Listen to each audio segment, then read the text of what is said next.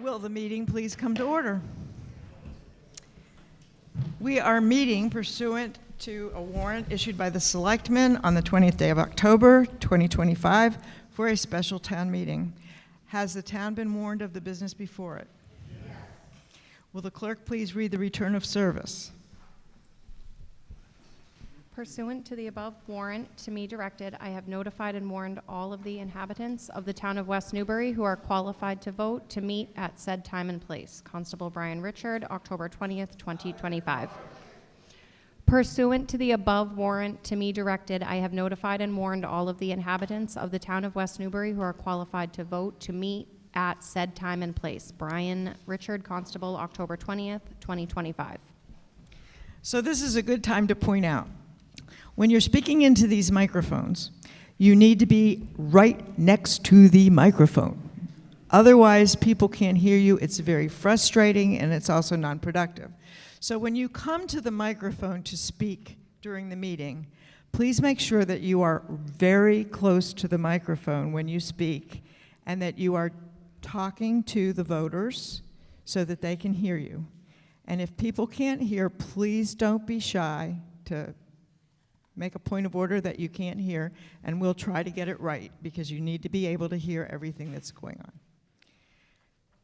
Okay, now if there are non-voters in the hall, will you please take a seat opposite me over here on the right of the hall? Okay. There are some town employees and other people who might have important things to offer for our meeting, and they would need permission to speak from the town. And they include, pardon me? Oh.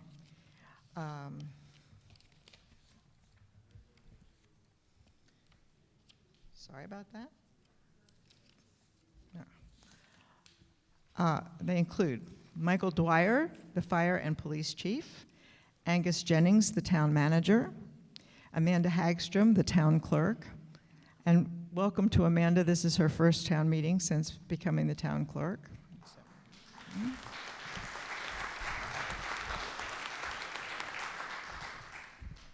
Chris Riley, the town planner, Mark Marlowe, the water superintendent, Ian Burns, from the Merrimack Valley Planning Commission, and Tim Zesson, our town council.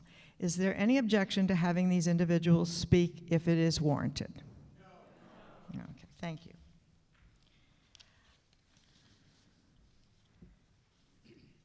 We also have quite a few new members of the Finance Committee, so since it's not usually our practice to make extended introductions, at a special town meeting, I think I will introduce the people in front of me, the Select Board, Chris Weil, Wendy Reed, and excuse me if I don't pronounce this properly, but Ross Copalupo.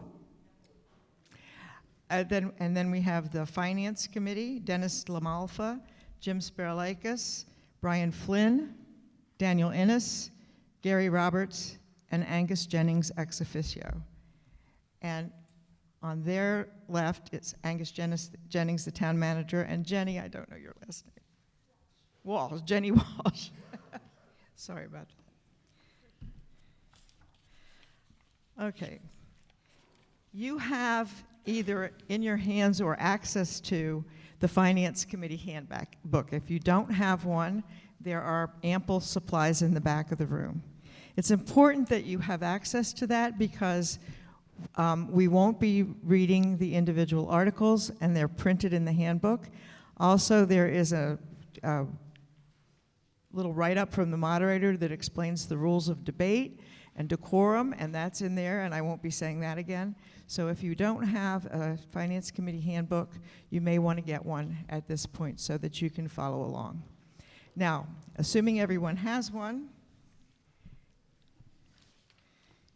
if you go to the first, open it up, you'll go to Article 1. Now, unfortunately, we don't have any way tonight to display the articles, so you're going to have to just read it. So if you go to Article 1 in the Finance Committee handbook, and you can read the article. Article 1 is quite a simple one. It's to hear reports from town offices and committees. And we have several reports to hear. So I will start with number 1, Chip Walsh from Energy and Sustainability Committee.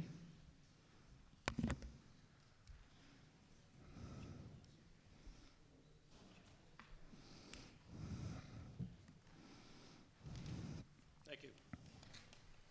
I have an update on 4 items related to saving money on electricity in West Newbury. First is the Community Choice Power Supply Plan. Since April 2025, the town has had a plan that offers new options for electricity supply to residents and businesses. In June, there were over 1,200 residential customers in the plan, and in the first 3 months, customers saved over $37,000 compared to the National Grid Basic Service Plan, which most people were on before the town plan. Second is about the heat pump electric rate.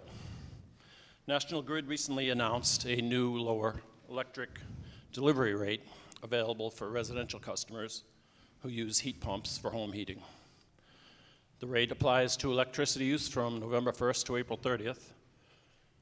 Many customers who do use a heat pump for heating should be automatically enrolled.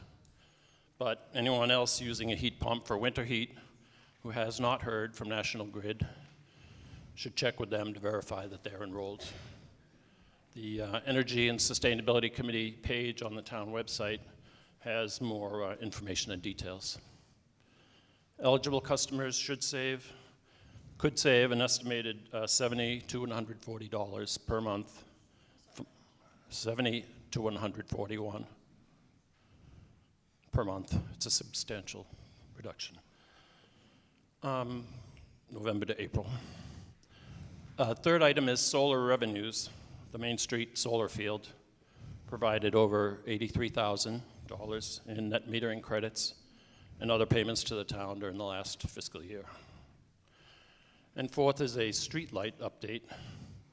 In August, the town submitted a request to National Grid to upgrade the street lights in town to more efficient LED fixtures. National Grid will convert the lights at no cost to the town, which will save West Newbury around $8,000 a year on electricity. The company will also pay the town a one-time rebate of around $6,600. We're not sure exactly when the streetlight conversions will be done, but we expect it to happen in 2026. The committee anticipates that energy prices will continue to rise in coming years, and we will continue to work on reducing energy costs to the town and the residents while promoting electrification and the transition to renewable energy. Thank you.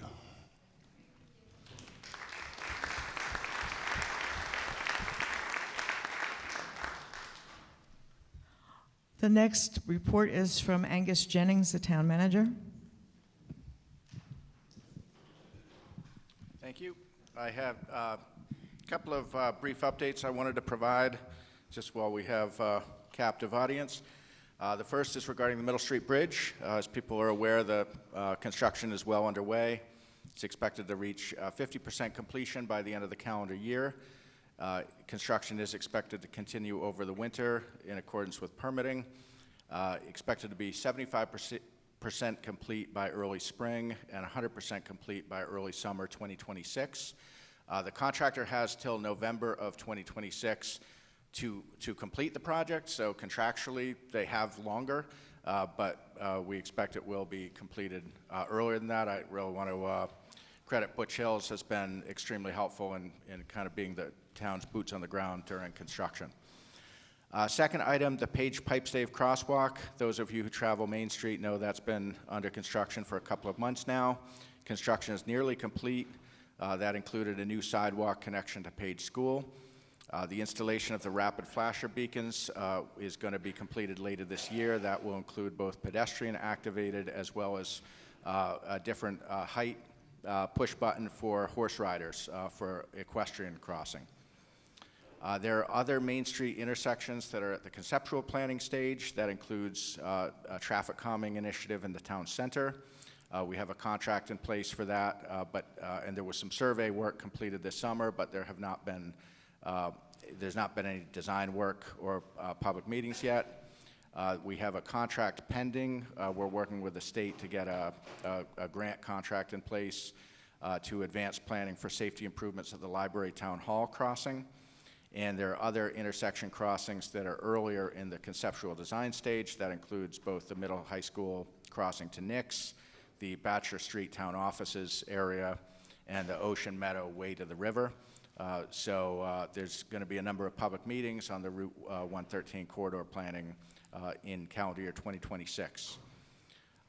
Next item I have is pickleball courts. As people know, voters appropriated funds for that last spring. The permitting was completed this summer and early fall with both the Conservation Commission and the Planning Board. We went out to bid. We have signed a construction contract, and actually I had the pre-construction meeting just this morning. The base course of paving for the courts is expected to be complete by mid-December, with the overall project completion with the nets and striping and fencing expected to be complete by May of 2026. So the court should be fully usable by early summer next year. I just wanted to draw people's attention to two sections on the website. One, we have a town projects page that's linked from the front page. That's where we post updates on some of these more significant projects, including those I've mentioned, as well as things like the River Road resiliency planning, as well as the Page School conditions assessment that was presented in the spring. And finally, I want to just point people's attention to the Select Board. Open session meeting packets are posted typically the morning prior to the Thursday meeting. So if you log in by around 10 a.m. on the Wednesday prior to the Thursday board meeting, all of the board's open session meeting packets are all posted, and that's a great way for people to keep current. If you see something on the agenda of interest to you, you can log right into the site, and it's just linked from the Select Board page. So, thank you. And the last report is from Chris Wiles from the Select Board. Good evening. I'm going to read this because otherwise I'll not say it the way I would like, so I apologize. Chris, you're going to have to get closer to the microphone. You can't. Okay. Can't I want be to heard. take a few minutes to give a bit of background information related to Article number 3, which we'll be discussing shortly. Article 3 is a request by the Board of Water Commissioners to allow for a transfer of $169,939 from the Water Department retained earnings to pay for a change order on the Church and Prospect Water Main Replacement Project. The Select Board did vote in favor of this article, but that should not be taken as an endorsement of the article or the change order. Rather, we understand that the Water Commission has incurred a bill that needs the funds to pay the vendor. The option presented tonight was supported by the Select Board is the most efficient method available. The most important issue that merits noting is that the Board of Water Commission is an independent water enterprise fund that was established in 1936, and it operates separately and independently from the rest of West Newbury's municipal government. And what that means, the Water Commissioners are elected to oversee the Water Department independently, and they are funded by the ratepayers. So the Select Board, the Town Manager, and other municipal employees cannot direct or oversee the Board of Water Commissioners. The one exception would be that you, the voters, could make a request to instruct the Board of Water Commissioners at the annual town meeting via an article request to act or respond to an issue. If voted favorably by the voters, they would be required to respond accordingly to the instructions of that article. The article request before you tonight has a tremendous amount of complexity and history to it. I hope and I expect that the Water Commissioners will present a full overview of this issue for your benefit this evening. Many residents have expressed their frustration over this issue with Select Board members, both personally and on social media. There have been demands for the Select Board to explain this unfortunate situation and demands for accountability. I understand why water users are upset, but as I have mentioned, the Select Board is not involved with this issue, and I hope that you will respectfully direct all of your questions and concerns to the Water Commissioners this evening. 2 other items of note. The first is that the Select Board did offer significant financial assistance to the Board of Water Commissioners with this water main replacement project. During COVID, the federal government allocated funds to municipalities to be used at our discretion to fund projects at the local level. The Select Board voted to support the water main project by contributing $625,000 of these ARPA funds to this project, with the expectation that this would reduce the cost burden to the water users. The Select Board entrusted these funds to the Water Commissioners with the expectation that they oversee the project and these funds appropriately. We find it very unfortunate there was not better oversight of these funds on this project. Secondly, the town manager has compiled all of the documents related to this project and to this specific issue. With the assistance of Select Board Chair Wendy Reed and others, he has compiled a document and a timeline that will be presented a full and complete picture showing the flaws in the project. This will be discussed and presented at a future Select Board meeting so that we can find a path forward to attempt to prevent this sort of issue from happening again. And lastly, I just wanted to say thank you to all of you for coming out this evening to participate and take part in our special town meeting. Your voices will be heard and your comments are appreciated. Thank you.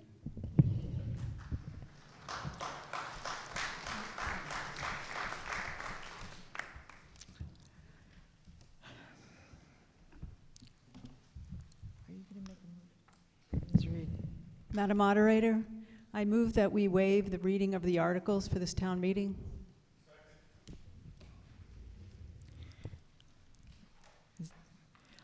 Is there any discussion?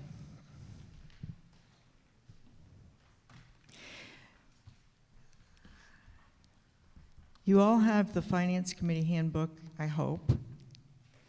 The articles are written in the handbook. The articles are sometimes easy to follow and sometimes difficult to follow.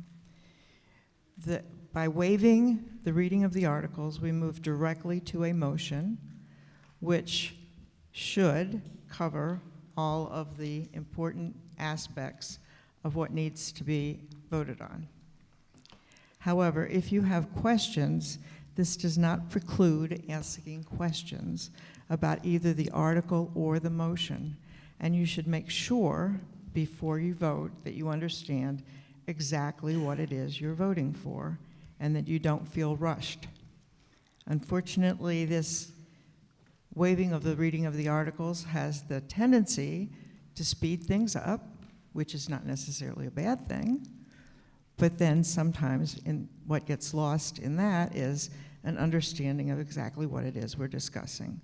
So please take the time to read the article in the handbook, listen to the motion, and ask any questions that you might have about the issue. So to make the motion, I'm going to call on Mr. Janes.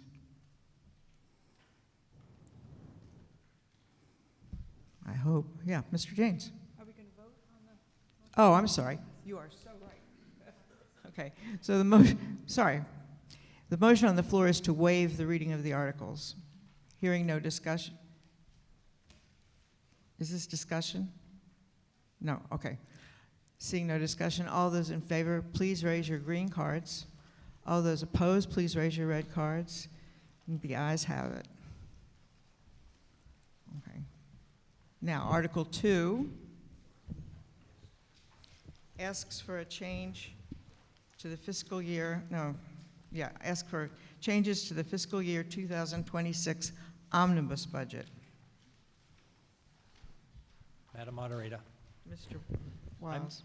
I move that the town vote to amend the fiscal year 2026 town omnibus budget adopted under the motion for Article 5 of the annual town meeting on April 28, 2025 as follows. Increase line 3, town manager technology expenses by $7,800 and increase line 8, town clerk salary and wages by $12,655 and decrease line 23, Education, Essex Agricultural and Technical School by $23,250 and decrease line 37, Health Insurance, by $15,000 and decrease line 39, Insurance and Bonds by $10,000 and to reduce the appropriation to the fund the fiscal year 2026 omnibus budget by the sum of $27,795. Is there any discussion?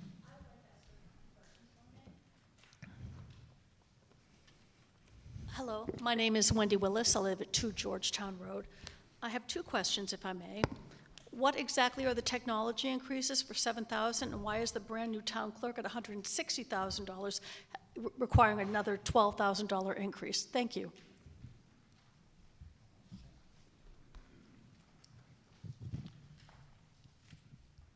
I'm sorry, I didn't understand. Yeah, there's not been a second yet. Did you understand the question? Yeah, no, I understood the question. Okay, do you want to answer the question? yeah. Okay, Yeah, Thank you. I've got it.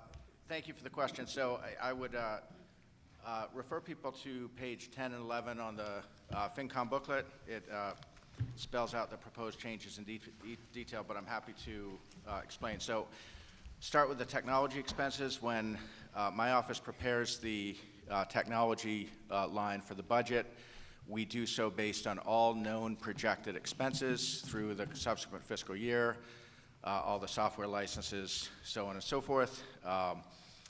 After the budget was approved at the end of April, we became aware of a website conversion that our vendor, Civic CMS, was requiring the town to undertake.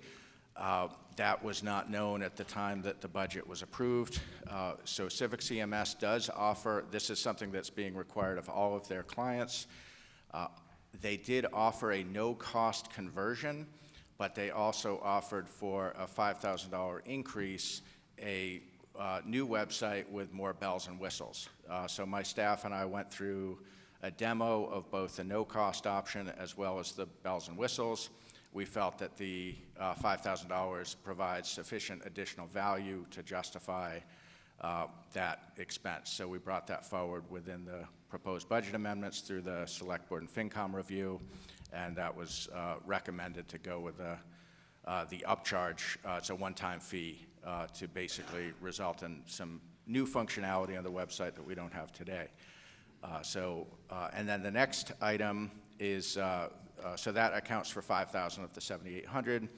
The balance, the $2,800, is a service to create a board commission committee database that is intended to streamline the process of managing both the appointment, reappointment process for the various boards, commissions, committees, as well as tracking all the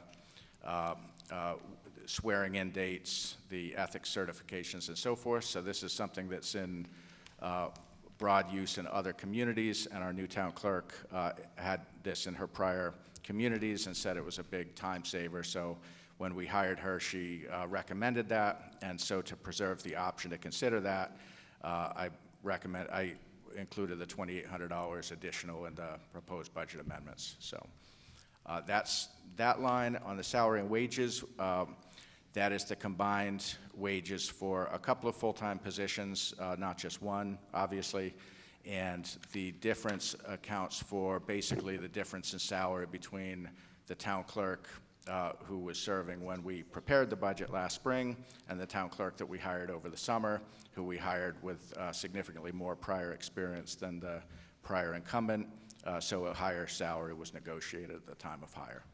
So what you're saying is this 156,000, which is the original salary to that individual.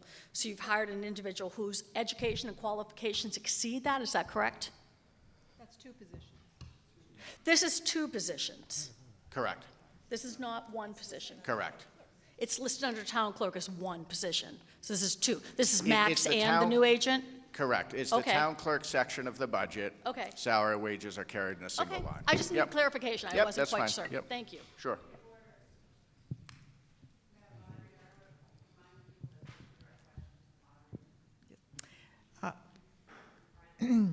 yes. When you have questions, and I don't want to discourage you from asking questions, they should be directed to the moderator and through the moderator to avoid cross-examination.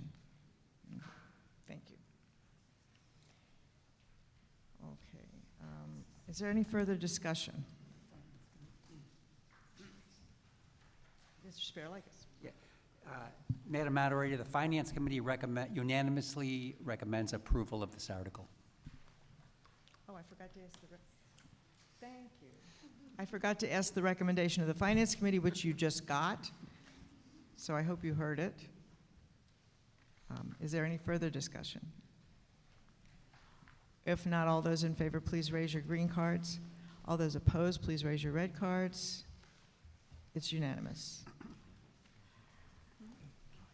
Article 3 asks for a transfer of funds from the Water Enterprise Fund retained earnings to pay costs associated with the Church and Prospect Street water main replacement project. Mr. Janes.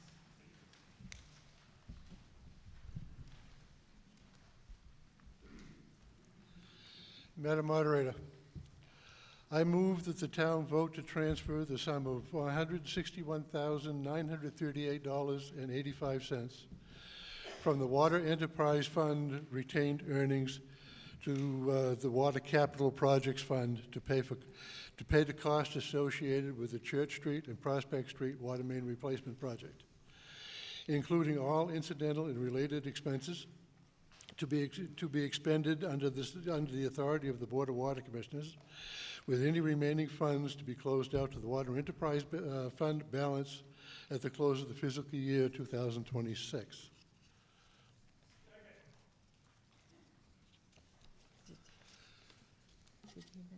In 2022, the Water Commissioners and the Superintendent, who at the time was Mike Goutet, started talking about the upgrades to the water mains on Church and Prospect Streets. We decided, in order to save interest and markup cost for the construction loan, that we would buy the pipe ourselves with money from our retained earnings and our stabilization account. At a select board meeting, and I don't remember the date, the select board voted $625,000 from APRA funds to help with the project. Tonight, we would like to thank them again for helping us with that money. Since we did not use our retained earnings for the main upgrade, we are paying the $161,938.85 from that account. There will be no effect to the water rates or any other further projects. How did we get to this point? Over the winter of 2024-25, the Board of Water Commissioners and the town manager met many times and discussed, do we continue to pay the bond anticipation notes for another full year, or do we go to long-term borrowing? After some many conversations with our engineers, they assured us that the money was there and we should be okay. We voted at that point to do the long-term financing.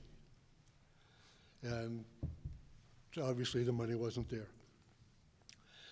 Change order number 1 was received in May of 2024. It contained no dollar amount and was not signed. It was returned to Chatter and Howard, and it should have been sent in as a change in scope, not a change order. I do not remember seeing this change order again until October 2025. Should we have caught this? Absolutely. And somehow we missed it. Change order number 2 was received in September of 2025. We did not sign it until October 15th of 2025. We sent that to the engineers to make sure that the tonnage figures were correct. I also might want to put out a note that it is not uncommon for a project of this size to have cost overruns. In April 2023 town meeting, the town voted $2,700,000 for the water main project. As of tonight, with the project complete, even with a $161,000 overrun, we are $720,000 about under budget. What do we do in the future to avoid something like this? We have come up with about 6 items that I want to read tonight. The superintendent and the board will ensure that the items in the contract are fully adhered to and satisfy the engineer under contract. Superintendent will be required to give a project updates at every Board of Water Commissioners meeting. Board of Water Commissioners will meet as required while undertaking construction projects. Familiarize the town review process of water projects so that all department heads need to sign off. All Board of Water Commissioners will require to sign off on related contracts in engineering construction. And all Boards of Water Commissioners will authorize payment of any invoices over $20,000. Thank you.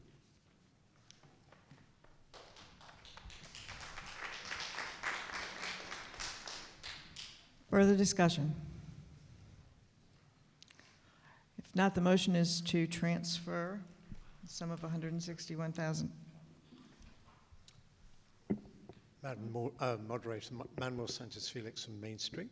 I guess my question is that generally there's obviously been a mistake that's occurred here and someone is accountable. If it is that the contractor, they normally have insurance that should cover this. I'm sorry, but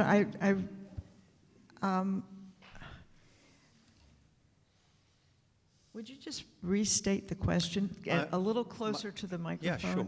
My statement is that if this was a mistake conducted by a contractor, then they have insurance that should cover this event. Has this been pursued? Does someone have an answer to the question?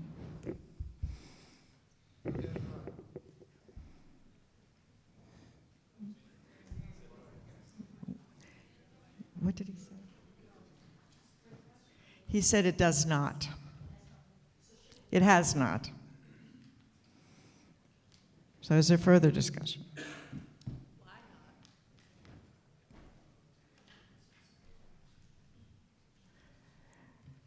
Seeing no more discussion, all those in favor of the motion to transfer the funds, raise your green cards. All those opposed, please raise your red cards. And the ayes have it.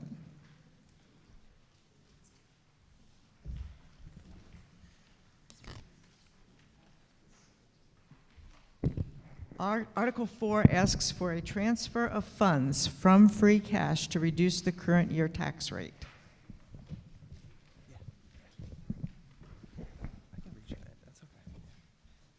Mr. Capilopoulos. Madam Moderator, I move that the town vote to transfer from free cash the sum of $270,000 to reduce the current year tax rate. Is there any discussion? Mr. Spiralikas. Madam Moderator, the Finance Committee unanimously recommends approval of this article. Any discussion? Not all those in favor, please raise your green cards. All those opposed, please raise your red cards. It's unanimous. Article 5 asks for a transfer of funds from free cash to fund consultant assistance in the integration of projects identified in the 2025 Page School Conditions Assessment into the Town Capital Improvements Program. What is the recommendation of the Finance Committee?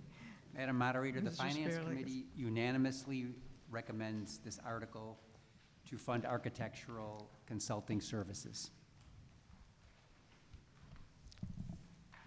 Ms. Reed? Madam Moderator, I move that the town vote to transfer from free cash the sum of $22,500 for the purpose of funding consultant assistance to assist with integrating projects identified in the 2025 Page School Conditions Assessment into the Town Capital Improvements Program, and to support the preparation of a statement of interest anticipated to be filed by the Pentucket Regional School District with the Massachusetts School Building Authority, MSBA, regarding the Page School, including all incidental and related expenses, to be expended under the authority of the town manager, with any remaining funds to be closed out to the general account fund balance at the close of fiscal year 2027. Second. Discussion.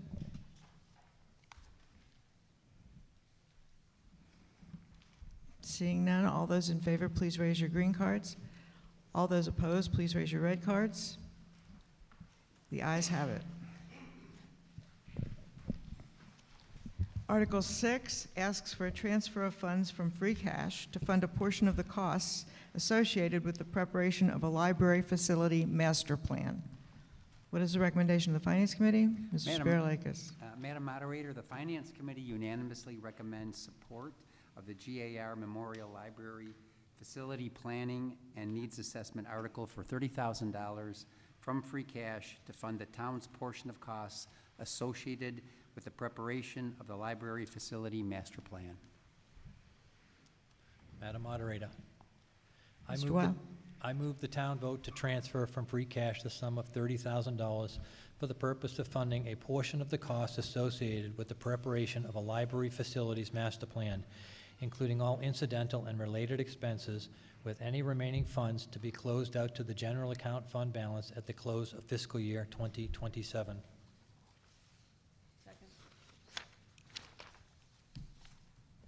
What is the recommendation of the Finance Committee? Madam Moderator, the Finance Committee unanimously recommends approval of this article. Is there any discussion? Mr. Chinani. Thank you, Madam Moderator. My name is Fred Shinanya, 47 Coffin Street, and I'm Chair of the Library Board of Trustees. And I'm speaking to you tonight on behalf of that board. And I wonder if there are members of the Board of Trustees, if they would be kind enough to stand, please.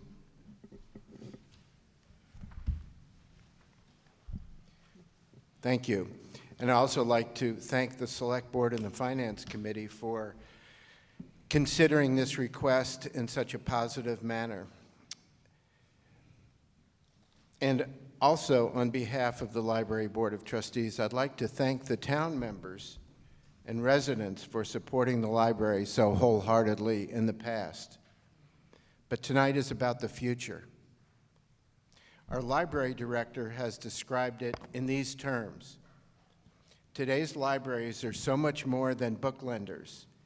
In a world that's increasingly digital and divided, they remain one of the last truly public places where everyone is welcome. They are our third place spaces, not home, not work, but a place where everyone is equal the moment they walk through the door. This warrant article that we're considering tonight is the start of a process to find out what is the best use of spaces within the current footprint of the library in a manner that will address the future needs of our community. We want to have qualified consultants come up with 3 or more design options about how we can use the library spaces more effectively and efficiently for those community needs. Think reconfiguration, maybe renovation. Notably, the last major renovation was in the 1980s. Yet even over just the past year, library visits are up 17% and program attendance has soared. These trends are expected to continue. But the story doesn't end there. More and more people are coming in, not just to check out materials, but to work, study, collaborate, attend programs, or simply enjoy being part of a shared public space that welcomes everyone. The Board of Trustees asks you to support our effort to start the process of developing a master plan for the future. Again, in the words of our library director, this isn't just about bricks and mortar. It's about ensuring that 10, 20, or 50 years from now, our library continues to serve as a vibrant, inclusive hub for everyone in our community. Now is the time to plan boldly for that future so that the library we love today can meet the needs of tomorrow. On behalf of the Library Board of Trustees, we thank all of you for listening and supporting our beloved library. Thank you, Madam Moderator.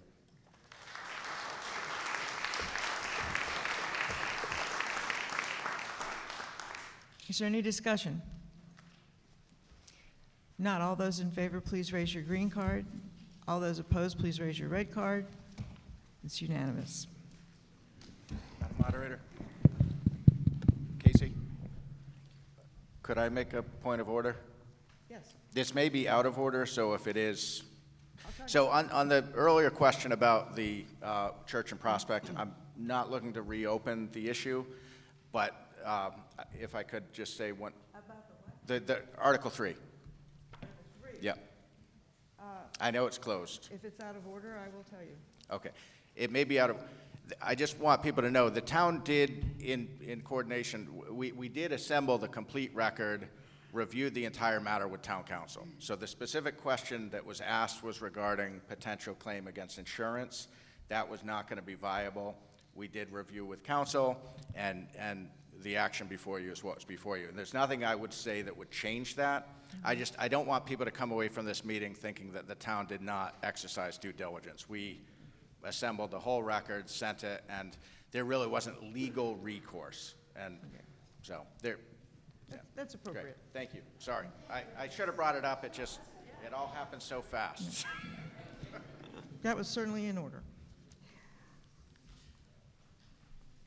Article 7 asks for a transfer of funds from free cash to fund the costs of conducting professional invasive species management on town-owned land. Madam Moderator, I move that the town vote to transfer from free cash the sum of $32,500 to fund the costs of conducting professional invasive species management on town-owned land, including all incidental and related expenses to be expended under the authority of the highway superintendent, with any remaining funds to be closed out to the general account fund balance at the close of fiscal year 2027. What is the recommendation of the Finance Committee? Madam Moderator, the Finance Committee unanimously recommends approval of this article to extend funding for professional invasive species management on town-owned land. Is there any discussion? Or if not, all those in favor, please raise your green cards. All those opposed, please raise your red cards. It's unanimous. Before Article 9, we have a report from Ms. Bardine from the Planning Board. Oh, number 8. I was going to skip number 8. No, that's okay. Article 8 asks for a transfer of funds from free cash to pay unpaid bills from a previous fiscal year. Madam Moderator, Mr. Coppola. Madam Moderator, I move that the town vote to transfer from free cash the sum of $5,608.76 to fund the payment of unpaid bills incurred during the previous fiscal year. What is the recommendation of the Finance Committee? Madam Moderator, the Finance Committee unanimously recommends approval of this article. In the past, we've had a bit of confusion on this article because there's a difference between a bill for which the funds were appropriated and not expended, or a bill for which the funds were not appropriated. One requires a majority vote, the other requires a 5/9 vote, 9/5 vote. No, 9/10 vote. We'll get there. Thank you. However, since it's rather complicated to break this down, I'm going to ask for a 9/10 vote, and I'm going to take it in the opposite order. So I'll ask for the no votes first, and then I'll ask for the yes votes, and maybe we can get away with not having to count. So all those opposed to this article to pay outstanding bills, please raise your red card. All those for paying the bills, please raise your green card. It's unanimously positive. Thank you. Now, Article 9 has a report from Ms. Bardine from the... I thought you wanted to go first, no? You, okay. We have two. This is true. The first one we'll take is from Ms. Reed. So none of us like being forced into a one-size-fits-all approach like the MBTA zoning mandate to address the state's housing shortage. But early on, the Select Board determined that it was in West Newbury's best interest to comply to avoid losing both important grant funding and the risk of legal action. When voters rejected the proposed MBTA zoning bylaw at the spring 2025 town meeting, we took that seriously. We listened to your concerns and decided to change course, moving from a consultant-led process to a resident-led effort in order to identify a new compliant location. In response to our call for ideas, more than 40 residents sent thoughtful suggestions for potential sites. To evaluate those ideas, the Select Board formed a working group made up of members from the Select Board, the Planning Board, the Board of Assessors, our town manager, with support from Ian Burns from MVPC, who's here with us tonight. The group met publicly throughout June and July, and we also held 2 public sessions to review the process and potential sites, which we specifically invited abutters within 300 feet of the properties and the owners to this meeting. The result of that work is the location before you tonight, what we're calling the Housing Authority District. It includes the senior housing parcel next to the town office building and Hills Court off Bachelor Street, both owned by the West Newbury Housing Authority, along with the town-owned parking lot that connects them. Altogether, this forms a 7.5-acre district that meets West Newbury's 5.8-acre minimum requirement of developable land. The parking area is included only to make these parcels contiguous. It's not for housing. This location offers several advantages. It's already developed, it's centrally located, and it's within walking distance of the town offices, the library, and the town center. It's also situated between the Haverhill and Newburyport MBTA stations, near routes 95 and 495, and on the new MEVA bus route. The Housing Authority's director supports this location as well. We believe it meets both the intent and the letter of the MBTA zoning law. While the site selection has drawn the most attention, the zoning itself is just as important. These will be the most restrictive zoning standards in West Newbury, addressing building height, setbacks, parking, open space, and architectural details of the buildings. The bylaw before you tonight is largely unchanged from the spring proposal, except that it covers the full Housing Authority district rather than just a portion of the property, and it removes mixed use or commercial development. The proposal and bylaw have been reviewed by the state's Executive Office of Housing and Livable Communities, and their feedback was minor, and all of the comments have been addressed. The next step is to pass this bylaw and send it back to HLC for final approval by the end of the year. West Newbury will then be in full compliance with the MBTA zoning law. I want to close by thanking everyone who shared ideas and participated in this process. The concept of the Housing Authority District didn't come from a board member or a consultant. It came from a resident who wanted to find a balanced solution. That's how good government works, by listening, collaborating, and finding common ground. I hope this process serves as an example for future initiatives in our town. Thank you.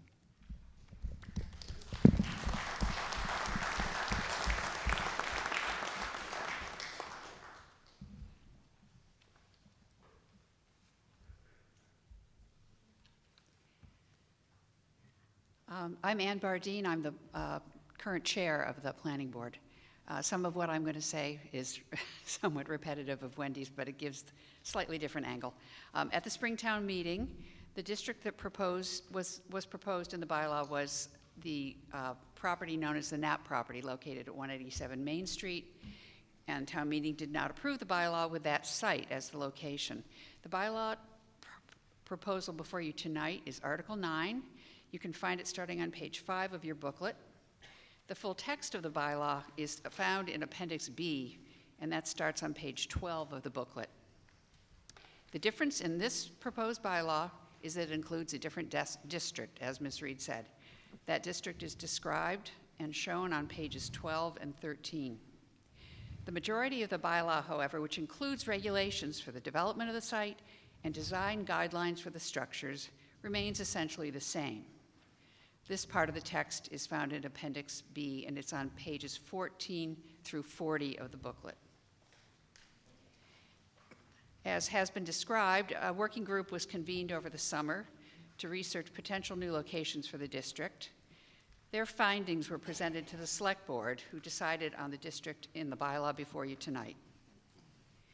The Select Board then referred the bylaw to the Planning Board, which is legally responsible for holding public hearings for proposed zoning bylaws. The Planning Board held that public hearing on October 7th, and after hearing comments and questions and discussing how to clarify some of the language, the board deliberated and took 2 votes, both of which passed unanimously. The first vote was to find the proposed site eligible, and the second vote was to favorably recommend Article 9 to the town meeting. Therefore, I'm pleased to affirm the unanimous recommendation of the Planning Board that the town vote to approve this bylaw. Okay. Are there any more reports? No? Motion? Yep. Madam Moderator, I move that the town vote to amend the West Newbury zoning bylaws, Section 8, overlay districts, by adding a new subsection 8.4, MBTA Communities Multifamily Overlay District, after subsection 8.3, and further to amend Section 3, Establishment of Districts, by adding a reference in subsection 3.1 districts to the MBTA Communities Multifamily Overlay District, and amendment Section 3.2.1 to update the adoption date of the town zoning map, and further to amend the West Newbury zoning map by adding a new MBTA Communities Multifamily Overlay District as an overlay on assessor's map parcels numbered R14-6, R14-6A, R14-4A, and a portion of R14-3A, located off Main Street and off Bachelor Street, and containing approximately 7.63 acres of land, with the proposed zoning bylaw and zoning map amendments printed in Appendix B of the Finance Committee booklet for the special town meeting dated November 3rd, 2025, and further to authorize the town clerk to make any non-substantive ministerial changes to numbering and formatting so as to ensure consistency with the remainder of the zoning bylaws as necessary. What is the recommendation of the Finance Committee? Madam Moderator, the Finance Committee supports the article to amend our West Newbury zoning bylaws to adopt the proposed MBTA Communities Multifamily Housing Overlay District. The FinCom has not weighed in on the desirability of the state law, its fairness, and whether it will accomplish its stated purpose of helping to address the Massachusetts housing shortage. However, when the town risks the loss of significant state funding, as well as the risk of defending against litigation due to noncompliance, we believe the prudent course of action for the town is to amend our zoning bylaws to comply with the law.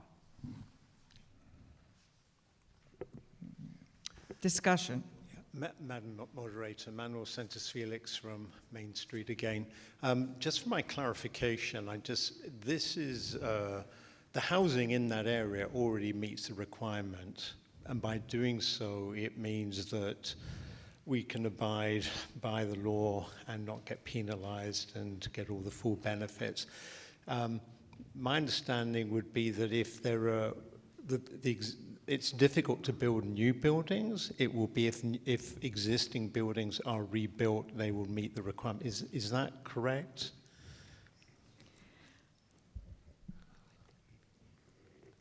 Ms. Bardine. Would you? Yeah.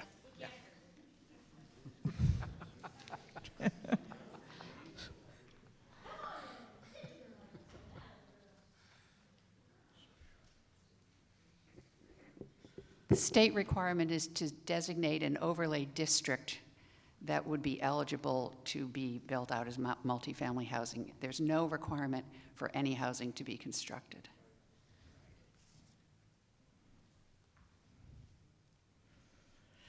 Yes. Just to reiterate, so this is just to be done on paper. Would you please speak close to the Oh, microphone? I see, I'm sorry. So to provide clarity, all we're going to okay. do... Would you please state your name and address and speak into the The name is microphone? Vincenzo Brianze, 2 Middle Street, West Newbury. Okay? Been here 40 years. To clarify, we're just going to put this on paper, approve it, send it to the state, so that we can still get $2.5 million from the state and federal government every year. That's the goal, correct? And if we don't do so, we lose about $2.5 million every year. So it's an on-paper thing, correct? Can anybody answer? Yes? It's not a what? Are we actually going to build something there? Yeah, but I never got a clear answer, okay. so I'm looking for somebody. Please, somebody give me an answer. You're asking rhetorical questions and no one has an answer, so would you please take your seat? So you're asking people to pass things without clarity. So you're asking people to pass Please things without take any your seat. clarity. Okay.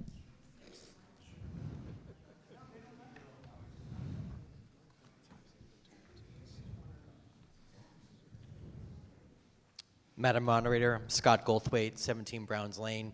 I was part of the team that was part of the volunteer team to help with this process.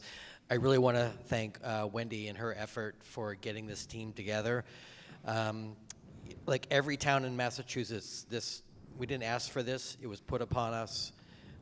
It's ripped many, many towns apart, and it almost ripped this town apart. But Wendy listened. She got all the boards to listen. She got all of the opportunity for everyone to put their input into the selection process. It wasn't easy, but she led us through it, and that's where we are tonight. And I hope that it serves as a model for situations like this when the town really needs to come together and have volunteers come and make a big decision like this. So I just want to thank Wendy for her leadership and getting us through this process. So thank you.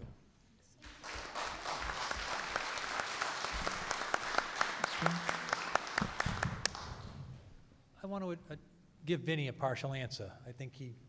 I don't know the question. Well, first of all, it's Okay, not... well, that's fine, but would you state the question in some sort of a He was asking if this recognizable parcel was form? actually going to get built or if the housing that was there is going to stay. And we don't have an answer to that. But the first problem with the question was, it's not $2.5 million a year. It's roughly $600,000 a year that the town would lose. So let's just have clarity on that. But it is significant, and we also don't know what the punitive damage could be going down the road if we don't pass this. So it's a prudent thing to pass if you're worried about the finances of the town and your tax bill staying reasonably stable. To answer his question, we don't know if it's going to get built. This is a zoning overlay that gets in place that accomplishes the state's objective of allowing a higher density. The housing authority could, at some point, decide with some partnership with some organization to build higher density housing on this parcel. And that would not be a bad thing, particularly where it's a housing authority and they could increase the density of affordable units on the property.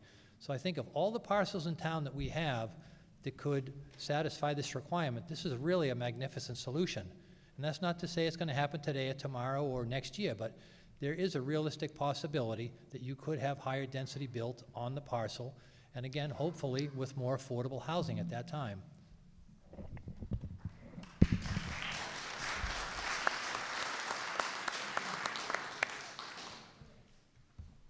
Any further discussion? If not, all those in favor, please raise your green cards. All those opposed, please raise your red cards. The ayes have it.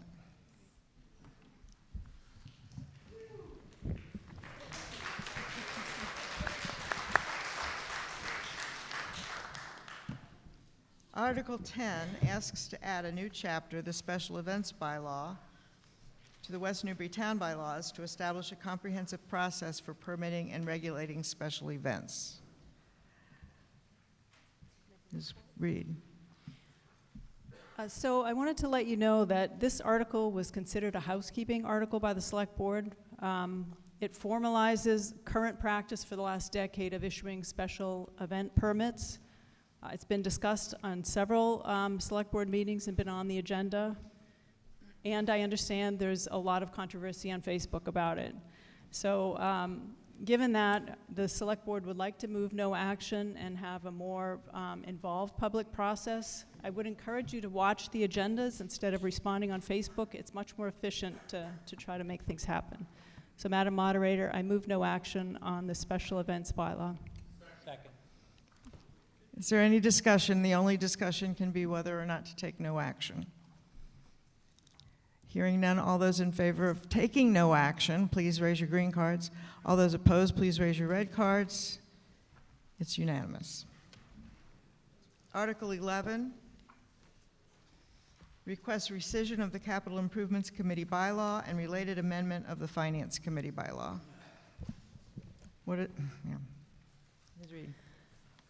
Madam Moderator, I move that the town vote to amend the West Newbury Town bylaws, Title IV, by removing the Capital Improvements Committee bylaw in its entirety, and further to amend the town bylaws, Title I, Section 6, by deleting the clause requiring a member of the Finance Committee to serve on the Advisory Capital Improvements Committee, and to further amend the town bylaws, Title VIII, Finance Committee bylaw, by establishing a formal role for the Finance Committee to review and recommend proposed capital projects and the Town Capital Improvements Program pursuant to a clear process and timeline, and to increase the amount of time prior to annual and special town meetings that the Finance Committee must meet to prepare its reports or recommendations, with the proposed bylaw amendments printed in Appendix D of the Finance Committee booklet for the special town meeting dated November 3rd, 2025, and further to authorize the town clerk to make any non-substantive ministerial changes to the numbering and formatting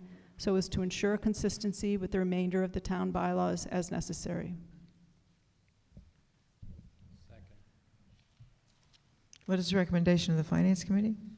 Madam Moderator, the Finance Committee unanimously recommends this article to rescind the Capital Improvements Committee bylaw and amend the Finance Committee bylaw to establish a formal role for the Finance Committee to review and recommend proposed capital projects to the Town Capital Improvements Program.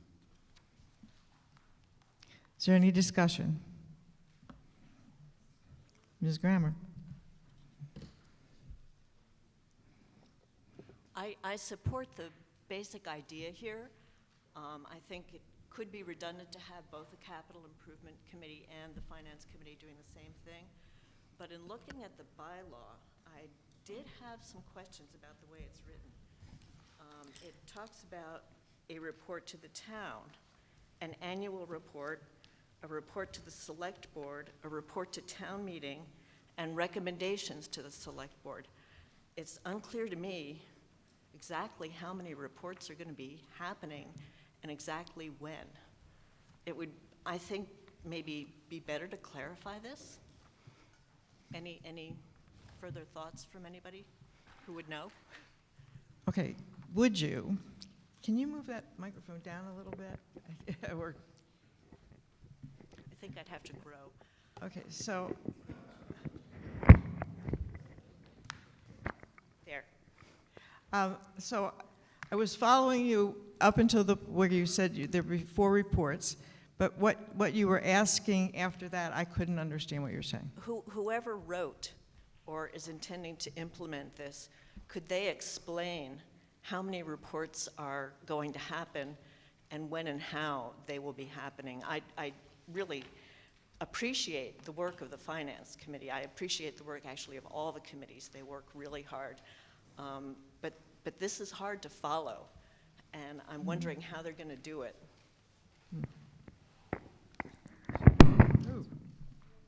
So is there an answer to the question? Oh, Mr. Jennings. I can take a crack at it. So I definitely hear your point.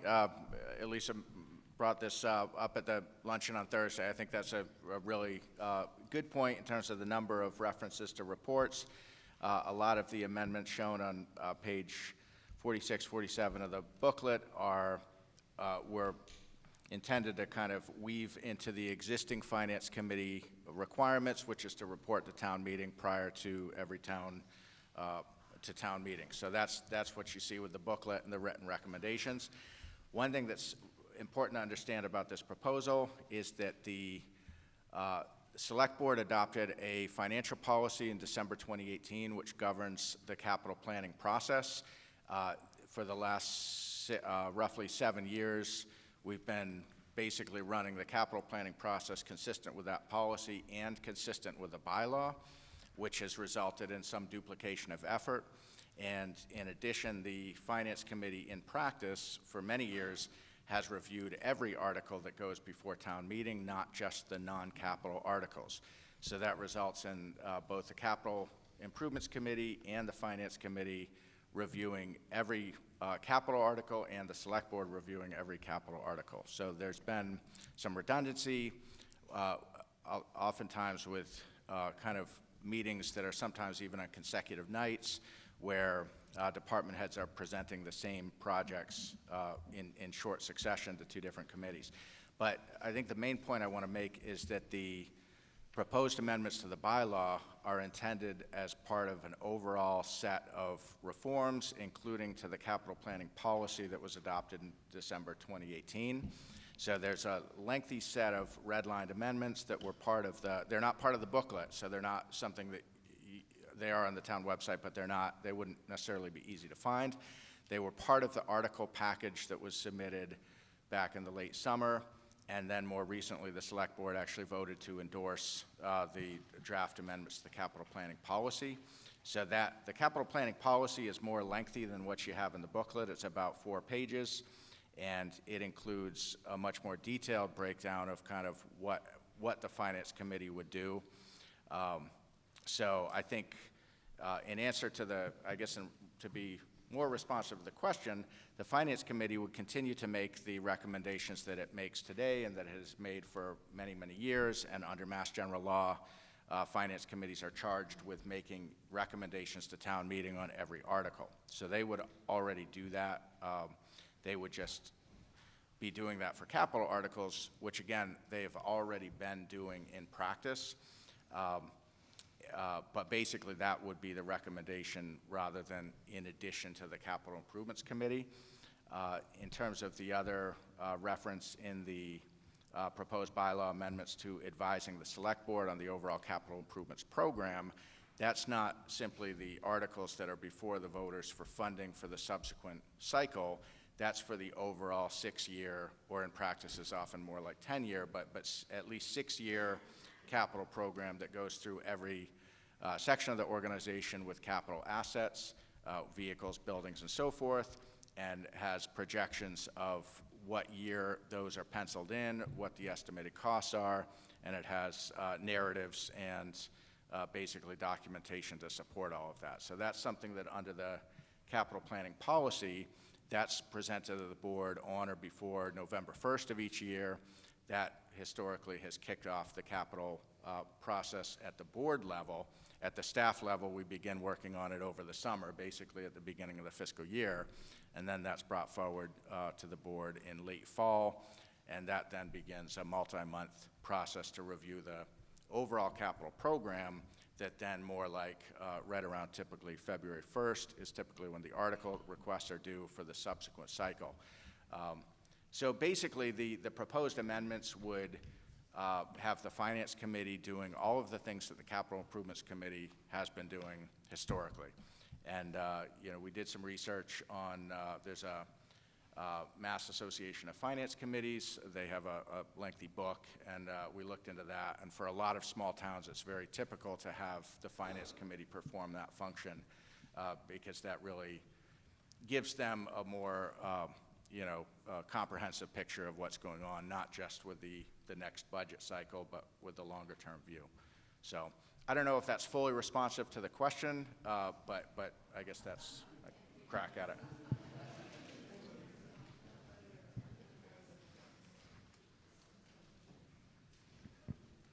So I appreciate your answer, and I do understand that there's a sort of informal recommendation, and then there are written recommendations.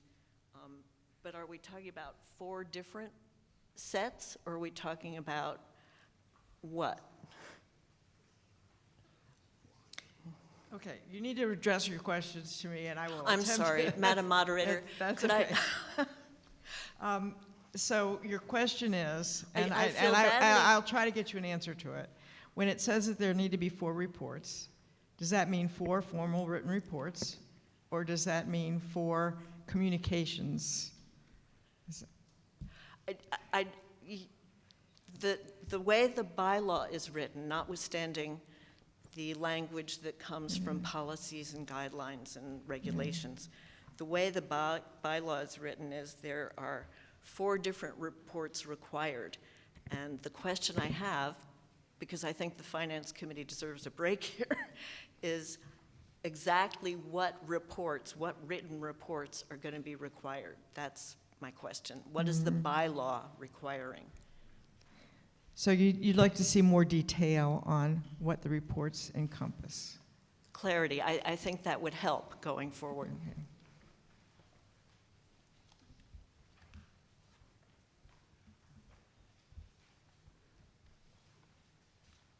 Now, that's not something that we can really take up on the floor of town meeting, so is there further discussion about that, or no? Is there any further discussion on the article itself, on the motion itself? No? If not, all those in favor of the motion, please raise your green cards. All those opposed, please raise your red cards. The ayes have it. And Article 12, asked to adopt the provisions of Mass General Laws, Chapter 40, Section 22F, authorizing town boards and officers to set fees for permits, licenses, or certificates they issue. Madam Moderator, I move that the town vote to accept the provisions of Mass General Laws, Chapter 40, Section 22F, authorizing any town board or officer empowered to issue a license, permit, certificate, or to render a service to fix reasonable fees and charges for all such permits, licenses, or certificates they issue, or any work or services they perform, provided that all revenue from the fees or charges is paid into the town treasury unless otherwise provided by law. What is the recommendation of the Finance Committee? Madam Moderator, the Finance Committee recommends approval of this article. Before I call for discussion, I would like to ask everyone to please note that you have lovely new voter cards that are laminated. We've gotten very spiffy here in West Newbury. And the clerk and various other members of the town who have worked very hard on this ask that you not take them with you. There's a box. Oh, you're right. Ask that you not take them with you. There's a box in the back of the room the way you came in. Please deposit your cards in the box so that we can use them time after time. And now, is there any discussion on the motion under Article 12?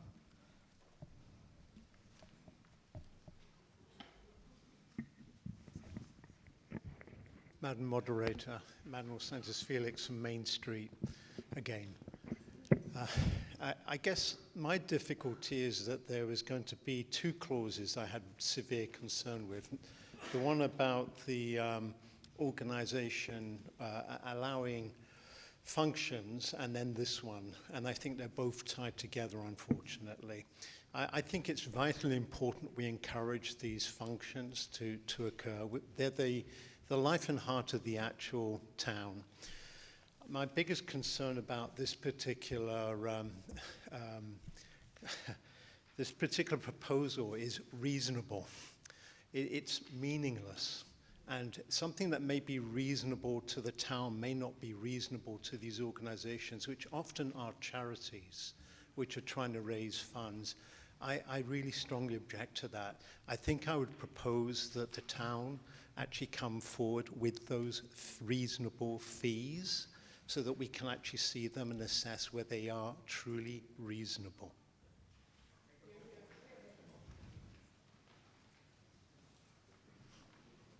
My name is Tom Salvo. I'm from 4 Ridgeway Circle, and I rise in opposition to this article for 2 reasons.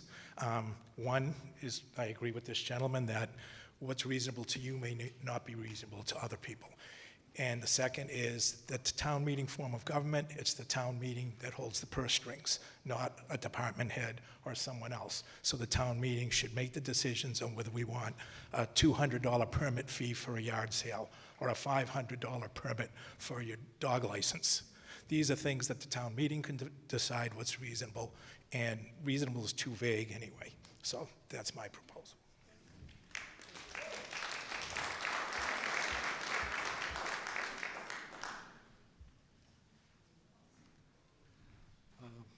Excuse me.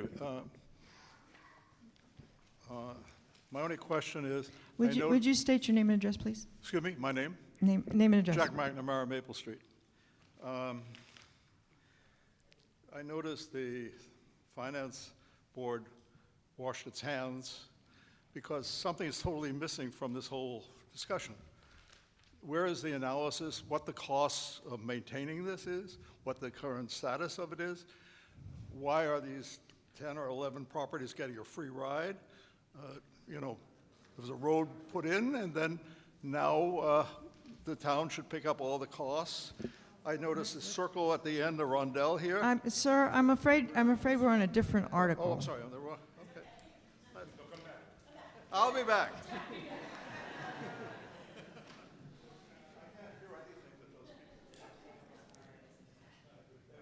Mr. Baker. Richard Baker from Middle Street.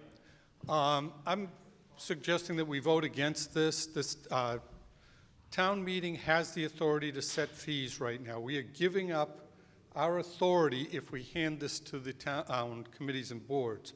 Now, we've had a number of really good examples at the federal government level. I do a lot with the patent office where they have used fees to invoke policy.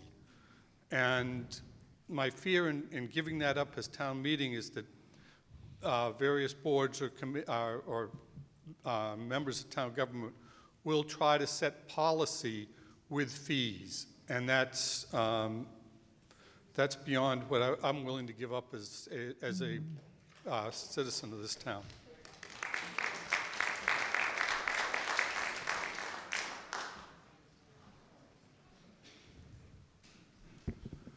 Hi, Dave Archibald, Cherry Hill Street. I think we're just, to be overdramatic, I think we're doing taxation without representation here. We're allowing board members, perhaps as department heads, people that are not actually, might not be affected by the fees, to arbitrarily pick the fees without it going through the due process of going through finance committee, select board, going through warrants, finally getting to town meeting. I think that's the way it has been done. I think it should stay that way.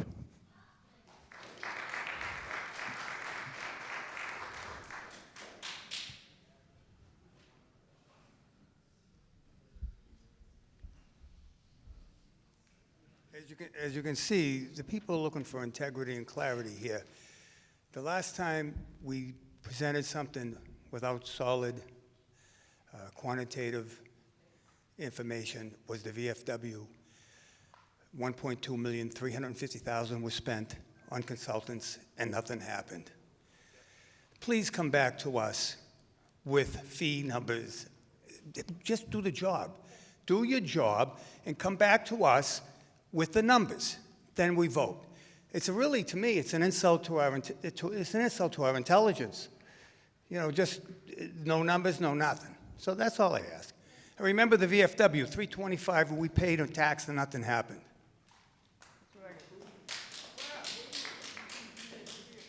Is there any further discussion? If not, all those in favor of the motion, please raise your green cards. All those opposed, please raise your red cards. The motion fails.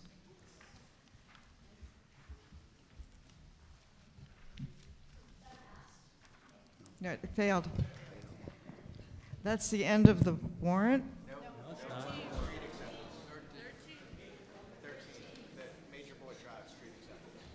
Oh, you know what? Sorry about that. I didn't write it down.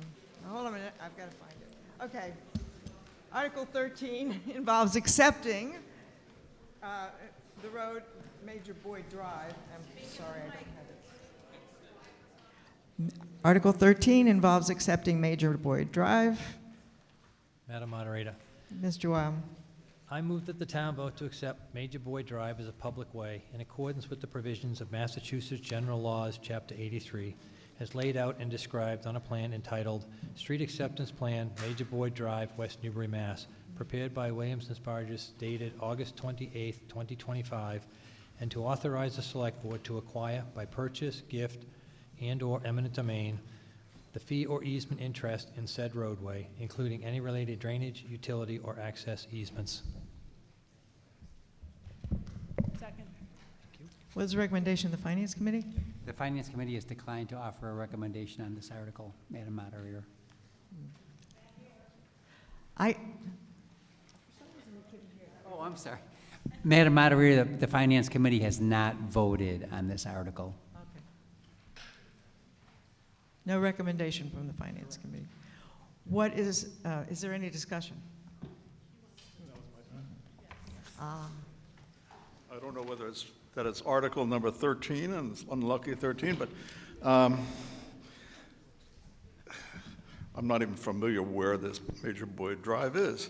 But all I know is there was the old saying, you always look the gift horse in the mouth. And it does not look like the Finance Committee looked at this gift horse in the mouth. Or I don't know if the DPW has looked at it or what else is involved. But I don't think that a wise person would vote to take something that they don't know what they're getting. So my recommendation is there's no urgency to this. Is somebody else going to take it if the city doesn't take it? Be my guest. But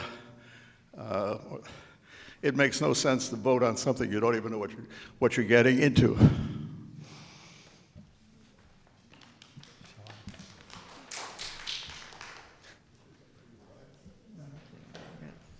Okay, we'll get to everybody. Madam Moderator, Brian Murphy, Hilltop Circle, member of the Planning Board.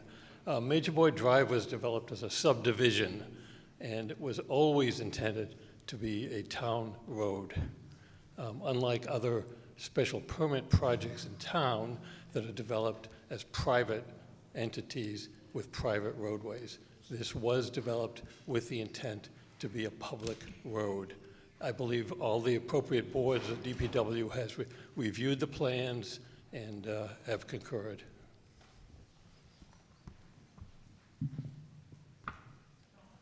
Mr. Parker?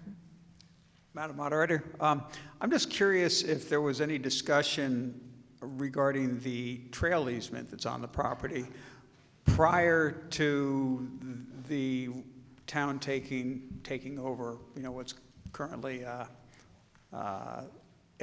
privately owned roadway. There's a parcel behind it, at the back of it, called Sawmill Brook, or it's the Sawmill Brook open space parcel that was acquired by the town within the last year and a half or so. And there was originally thought that the trail would be continued through from Sawmill Brook through the Major Boyd property, and eventually, provide sort of contiguous trail down. It's kind of convoluted, but eventually getting you down towards the river. Because of wetlands and location of the existing trail easement, that is a real struggle. And so if the town is going to accept this roadway, is this our last chance to negotiate to do anything with the existing easement, as in moving the easement? I understand that it may not be possible. Everything may be privately owned adjacent to where the easement is, and there may not be any opportunity, but I guess I'm just interested in the status. Thanks.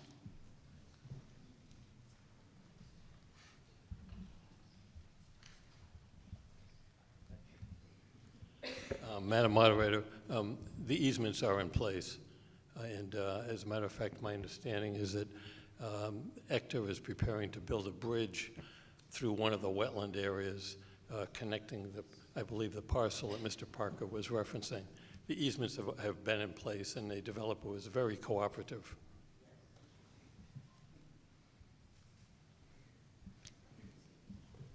Oh, Mr. Jennings. Just one additional piece of information to kind of echo what Brian Murphy on the planning board said. Absolutely correct. The planning board, this was referred by the select board to the planning board for their recommendation in accordance with Mass General Law prior to town acceptance of a roadway, and the planning board did vote favorably to recommend acceptance. The basis of the board's recommendation, I don't want to speak for them, but throughout the process of construction of this subdivision road, which is the one across from Long Hill Orchard, the planning board had their third-party engineering inspector on site inspecting all of the work. Our highway superintendent inspected the work during the construction and paving. So both the planning board's third-party engineer as well as the town's highway superintendent can attest to the quality of the road that was built. It 100% meets the town standards for a public road.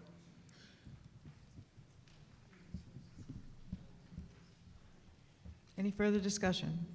If not, all those in favor, please raise your green cards. All those opposed, please raise your red cards. The ayes have it.